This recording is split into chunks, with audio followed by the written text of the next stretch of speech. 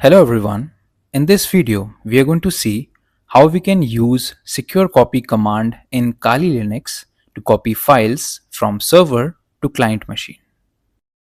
Let's create a file here. Let's say touch abc.txt. And if you want to put something into this file, you can do that. Like this is a Kali file. And we can save it in abc.txt. And if you now read the abc.txt, you will find this is a Kali file is mentioned inside it. Now let's try to copy the file from the Kali machine to the Windows machine.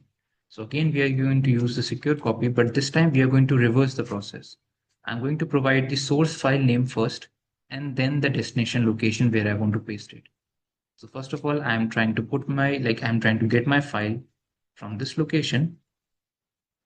I'll mention /home /Kali /documents / the name of the file is abc.txt. So this is the file that I'm copying from the Kali machine, and I'll now specify the destination location.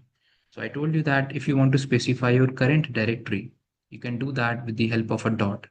This period symbol basically represents your current directory. So if we hit enter, you will again find that it's asking you for the password of this key. So I'll provide the correct password and hit enter.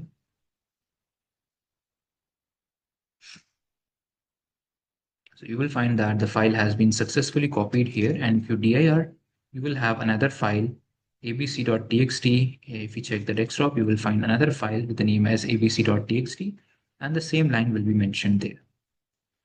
So this is how we copy files from different machines. If you want to join the live practical focus training on Kali Linux, then you can contact us on the number shown on the screen.